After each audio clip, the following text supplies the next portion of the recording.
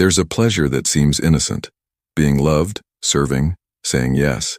But this pleasure has a secret choreography. It makes steps predictable, easy to follow. Machiavelli doesn't celebrate cruelty. He reveals effectiveness. Today, how to stop being a prisoner without losing humanity. There's a silent pleasure that goes unnoticed. The warm feeling of being useful, loved, indispensable. It's the pleasure of saying, "Sure, I can help," before even hearing the full request. It seems generous, but it hides a cruel trap. Every automatic yes teaches others exactly how to behave. I'll show you how this works at work. Monday, 4:30 p.m. Your colleague approaches with that look on his face that makes him look like he needs a favor. Can you take a quick look at this report? It'll only take 5 minutes. You smile, accept, and 3 hours later, you're redoing half of his work. On Wednesday, he comes back. This time he doesn't even ask. "I sent that file for you to review. I need it by tomorrow." The request became an order. The favor became an obligation. And when you finally say, "I can't today," his face changes. It's not disappointment, it's indignation. As if you've broken a contract you never signed but which he considers valid. Uncritical kindness doesn't generate gratitude, it generates expectation. And broken expectations turn into resentment. You haven't lost his love. You never had it. You've lost authority over your own time. In relationships, the dynamic is even more subtle and destructive. Imagine an everyday situation.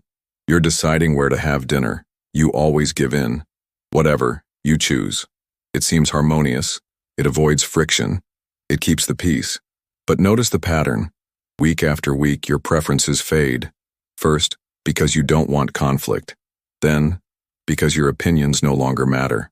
And when you finally express a desire, "I'd like Italian food today," the reaction is strange, as if you're being selfish for having a preference.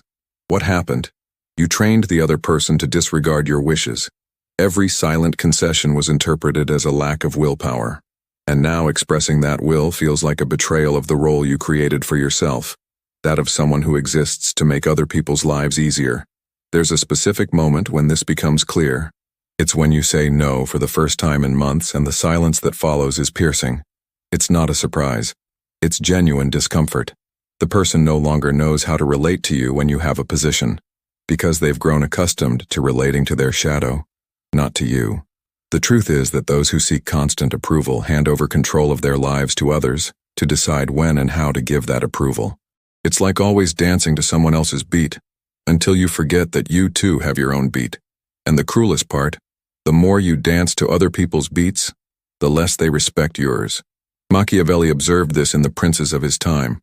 Those who ruled solely to be loved were easily manipulated by courtiers, who learned exactly which buttons to push to get what they wanted. The overly kind prince became a puppet of his own generosity. The pleasure of pleasing is a subtle drug. The effect is immediate, the addiction grows silently, and the price only appears later. When we finally wake up, we discover that our boundless kindness has become a detailed map for those who would lead us. Now comes the part that bothers many people. Machiavelli wasn't a monster who celebrated cruelty. He was a clinical observer of human nature, and what he saw was devastatingly simple. Kindness without strength invites abuse. But before we move on, we need to dispel a myth. When Machiavelli talks about being feared, he's not talking about terrorizing people. He's talking about something much more subtle, a margin of safety. It's the difference between respect and forced submission. Let me explain clearly. Respect is when someone considers your words, because they recognize your ability to say no and sustain that position. Fear is when someone obeys because they fear disproportionate punishment. Hatred is when someone obeys while planning revenge. These are three completely different realms, and Machiavelli understood this distinction perfectly. The ideal prince, according to him, should be loved whenever possible, respected always, and feared just enough so that no one would destructively test his limits. Never hated, because hatred breeds conspiracy. The perfect formula is, appear virtuous, be capable of the opposite. Observe people who have real authority, not imposed power but genuine authority. They possess two essential characteristics. They are predictable in their values and unpredictable in their responses when those values are challenged. Everyone knows where the boundaries are, but no one knows exactly how the reaction will be if those boundaries are crossed. This calculated uncertainty is protection. Machiavelli used two brilliant metaphors to explain this: the fox and the lion. The fox is cunning, detects traps, reads between the lines, and identifies manipulations before they materialize. The lion represents strength, the ability to impose limits when cunning alone is not enough. A prince, or any person in authority, needs to be both. Just a fox? You recognize the game, but you can't change it. You realize they're testing your limits, but your reaction is always the same: more diplomacy, more explanations, more attempts to convince. The manipulator learns they can keep pushing because you'll only complain, never act. Only a lion? You have strength, but you don't realize when you're being led to use it at the wrong time, against the wrong person, for the wrong reason. You become an instrument in the hands of someone who knows how to read you better than you read yourself. The combination is lethal for anyone trying to manipulate you. You understand the game like a fox and change the rules like a lion. Not explosively or dramatically, but surgically and definitively. Here's the point many miss. Apparent virtue isn't hypocrisy. It's applied emotional intelligence. You genuinely prefer to be benevolent, collaborative, generous, but you reserve the right to be different when the situation demands it. And, this is crucial, you make it clear that you have that right. The difference between someone who appears virtuous but is capable of the opposite and a purely kind person lies in predictability. A kind person will always seek more dialogue, more understanding, more patience. The manipulator counts on this. A person with Machiavellian authority will attempt dialogue first, but has an arsenal of different responses if dialogue fails. What's more, when you demonstrate toughness in a precise and controlled way, you rarely need to use that skill again. It's like a social vaccine. A little strategic toughness immunizes against a lot of future abuse. That's why Machiavelli said it's better to be feared than loved, if you have to choose just one. But the ideal choice is not having to choose. To be loved by those who deserve your affection, respected by those who deserve your collaboration, and feared only by those who deserve your strictest limits. Machiavellian reframing doesn't make you cold. It makes you consciously choose when and with whom to be warm. Now comes the practical part: how to move beyond theory and apply this to real life. I'll give you 3 specific tools that work, but only if you use them with the right mindset. It's not about being cruel. It's about being clear, consistent, and just the right amount of unpredictable. First tool, explicit limits. Most people make 2 mistakes here. Either they don't set boundaries at all or they set boundaries that are too weak. I'll teach you phrases that work because they're objective and don't leave room for endless negotiation. Common situation. Someone asks you for a favor without giving a deadline or compensation. The kind person's standard response: "Oh sure, I'll see what I can do." Machiavellian response: "I understand the request, but I won't take it on without a clear deadline and compensation." Notice the difference. You didn't say no. You said yes, but with conditions. And these conditions are non-negotiable. They're prerequisites. If the person truly needs your help, they'll set a deadline and a reward. If they were just testing your limits, they'll look for someone else. Another situation. Someone insists after you've said no. The kind person will justify it. "It's just that I'm really busy, you know? I have this project and that meeting." Stop. Every justification becomes an argument to be refuted. The Machiavellian response is simpler. No means no, and I don't need to justify it. This phrase works because it interrupts the negotiation pattern. The other person was waiting for counter-arguments. You've offered a final position. The silence that follows isn't your discomfort. It's the time it takes for the other person to process that they've reached a real limit. Here's the secret.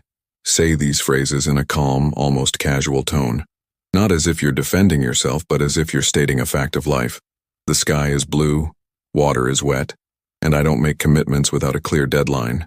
Second tool, confidence test.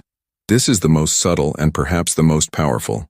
Before entrusting someone with large responsibilities, you need to see how they handle small ones. It works like this. Delegate small tasks with a short deadline. Evaluate delivery and response to feedback. Practical example. Instead of explaining your entire project to a colleague and asking for help, give them a specific, simple task. I need you to research 3 suppliers and send me their contact details by Wednesday. Done. Don't explain why it's important, don't provide unnecessary context. Just observe. A reliable person will deliver on time or give advance notice if there's a problem.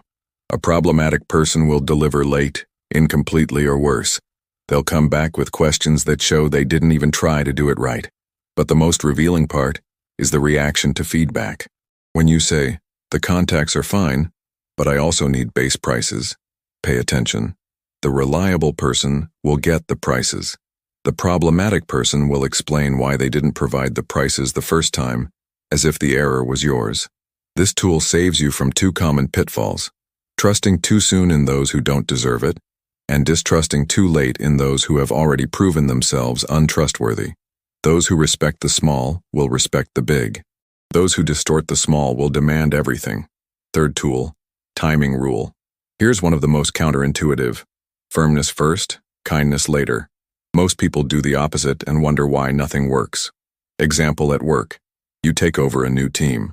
The temptation is to be nice first, win over the team, and then introduce rules. This is a fatal mistake. Start by setting standards, deadlines, and consequences. Appear demanding for the first 2 weeks. Then, when the team is delivering consistently, you relax your tone, give public praise, and bring cake to celebrate milestones. What happens? The team associates your kindness with collective competence, not individual weakness. They know you can be tough, so they appreciate it when you're kind. It's the opposite of the person who's always kind. No one appreciates gratuitous kindness. Personal example. New relationship. Instead of being super available and then trying to create boundaries, set your own pace from the start. Respond to messages on your own time. Maintain your activities. Be affectionate, but don't abandon your routine. After a few weeks, when the person understands that you have your own life, then you can be more flexible occasionally. The rule is simple. Generosity before order creates chaos. Generosity after order creates gratitude. The key to all these tools is consistency. Use them once and you appear bipolar. Use them the same way over and over and you appear predictable. Use them consistently when necessary and you appear reliable, someone who has clear criteria and sticks to them. Now comes the part that separates those who merely understand from those who truly transform. A concrete 30-day plan to move from automatic approval to conscious authority. It's not about becoming a cold person overnight. It's about developing emotional muscles you didn't know you needed. Week 1. Mapping and first strategic no's. For the first 7 days, your job is simply to observe and record. Every time you automatically say yes, make a mental note. What time? To whom? What type of request? Don't change anything yet. Just observe the pattern. You'll be shocked. You'll find yourself saying yes about 15 times a day to things you don't even want to do. And you'll notice something worse. Most of these requests come from the same 3 or 4 people. They've learned that you're a guaranteed yes. Starting on the 3rd day, start applying the rule of 3 strategic no's per week. Choose small situations first. Someone asks you to do something that's neither urgent nor important. I can't take on that right now. No excuses. No explaining your schedule. Just stating a fact. The most important thing this week: 0 long excuses. Every time you start to explain why you can't, stop yourself mid-sentence. Actually, I don't need to explain. The answer is no. It will feel awkward at first, but it's precisely this discomfort that indicates you're changing. Week 2. Confidence tests and reading reactions. Now you'll apply the most revealing tool: delegating small tasks to map out who you can truly count on. Choose 3 different people. It could be at work, at home, or on personal projects, and give each of them a specific task with a short deadline and clear criteria. Example: I need you to research 3 restaurant options for lunch on Friday and send them to me by Wednesday afternoon. Simple, specific, measurable. Observe not only if they deliver, but how they deliver. A reliable person will deliver a complete order or notify you if there's a problem. A problematic person will deliver half of the order and wait for you to complete the rest. Even more revealing, observe their reaction when you give them feedback. Thanks for the restaurants, but I also need the average prices per person. A mature person will ask for prices. An immature person will explain why they didn't bring it the first time, as if you weren't clear enough. This difference in reaction will determine who you'll collaborate with more and who you'll maintain professional distance from. By the end of this week, you'll have a clear map: who respects deadlines, who delivers quality, who accepts feedback, and who tries to negotiate even simple tasks. Week 3, Strategic Appearance and Perception Management. This week is all about timing and rhythm. You'll learn to respond in a way that preserves authority, not in a way that soothes others' anxiety. Rule of thumb: stop responding to messages instantly. I'm not talking about being rude, I'm talking about being unpredictable. If someone texts you at 2:30 p.m. and it's not urgent, respond by 4 p.m. If they text on Saturday, respond on Monday. The goal isn't to irritate anyone, it's to break the expectation of unlimited availability. When you always respond within 5 minutes, people assume you're always available. When you frequently respond within 2 hours, people learn to better plan for their needs.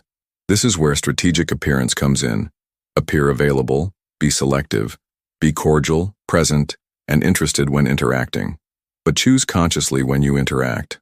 The difference between actual availability and perceived availability is what separates people in authority from those who are overwhelmed. This week, practice a powerful phrase: I'll evaluate and get back to you. Use it when someone makes a request that you don't want to say no to or accept immediately. This phrase buys time and puts you in control of the decision. Week 4, Firmness that turns into benevolence. The final week is all about solidifying everything and starting to reap the rewards. Now you'll apply the advanced timing rule. Firmness first, kindness later. When someone meets a deadline you set, acknowledge it publicly. John delivered exactly as agreed. That's the standard we expect.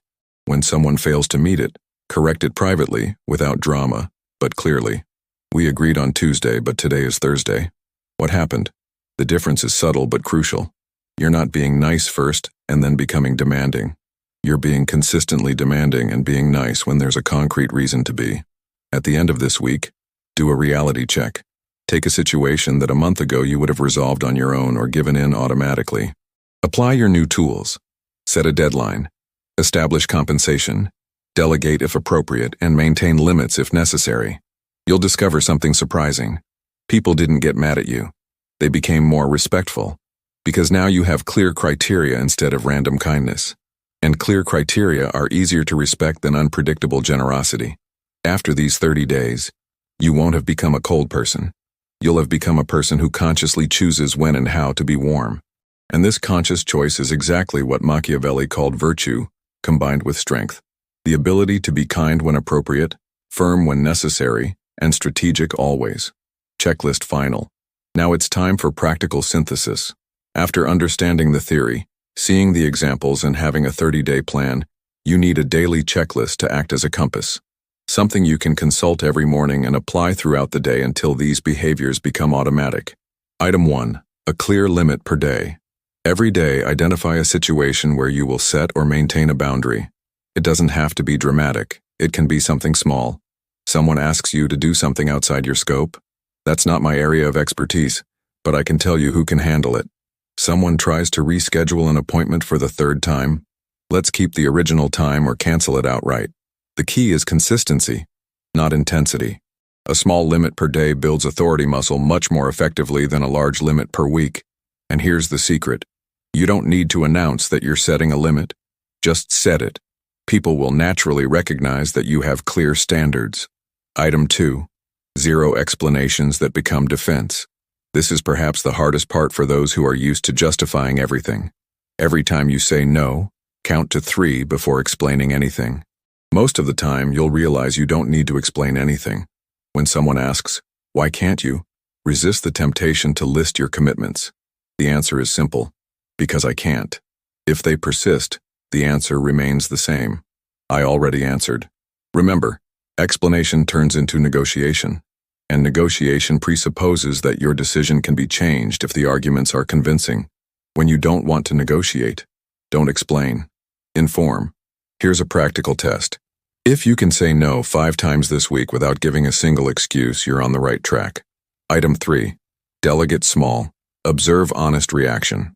Every day, give someone a small task. It could be asking a colleague to send an email, a family member to look up an address, or a friend to confirm a time. The size of the task doesn't matter. What matters is how the person responds. Look at 3 things. Does she deliver on time? Does she deliver completely or only partially? Does she accept feedback without defending herself? These 3 questions reveal more about trustworthiness than months of casual acquaintanceship. Someone who delivers a simple survey on time will deliver a complex project on time. Someone who forgets to confirm a time will forget important commitments. Use this information to calibrate the level of responsibility you share with each person. Not as punishment, but as a realistic measure. Trust the exact measure of demonstrated competence.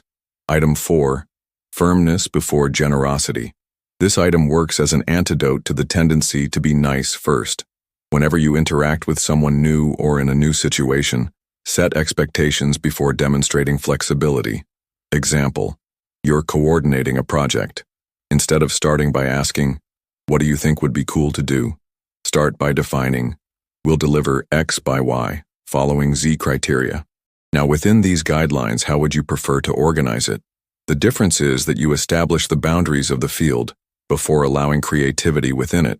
People feel safer when they know where the boundaries are, and more respectful of those who have had the clarity to build them. In everyday life, this means be clear about deadlines before being flexible about methods. Be specific about results before being open about processes. Define consequences before offering rewards. Item 5. Words that build perception. Some phrases work as shortcuts to authority. Use at least one a day. "I'll evaluate and get back to you." When someone makes a request that you don't want to accept or deny right away, that's a non-negotiable decision. When someone tries to argue a boundary you've already set, "I understand your position. I stand by mine." When someone insists after you've explained your decision, this is how it works. When someone questions a standard you've set. These phrases are powerful because they interrupt endless argument patterns. Instead of engaging in the argument to the point game, you signal that you've reached a final position. Item 6. Weekly progress metric. At the end of each week, ask yourself these questions. How many times have you said no without over-explaining? Goal: at least 3. How many people met the short deadlines you set? Goal: at least half. How many times have you changed a decision due to social pressure? Target: 0. How many times have people approached you to solve problems that weren't yours? Goal: reduce them each week. These metrics are more important than any theory. They show whether you're actually changing patterns or just grasping concepts. The final rule: respect is adult benevolence. End each day remembering, you're not becoming cold, you're becoming mindful. Uncritical kindness is childish kindness. Kind, but ineffective. Critical kindness is adult kindness. Kind and effective. When you combine genuine virtue with strategic firmness, you don't lose humanity.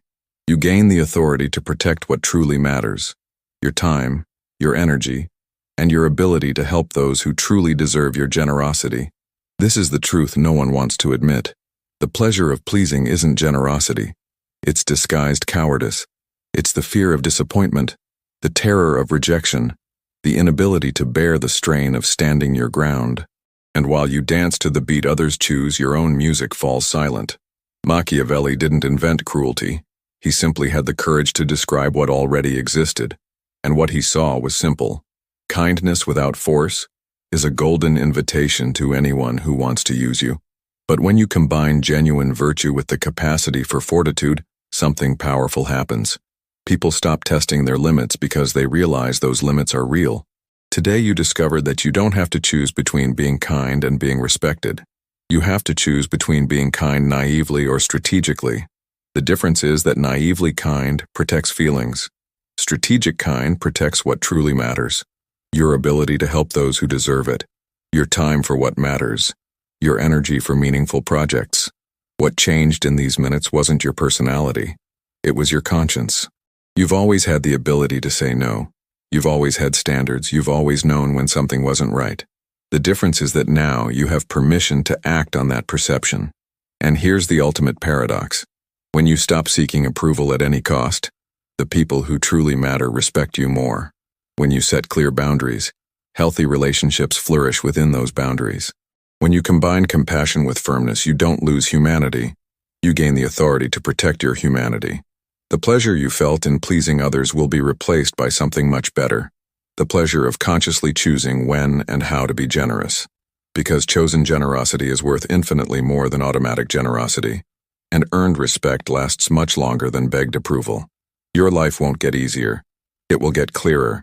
And clarity, as Machiavelli knew, is the first step to any real power.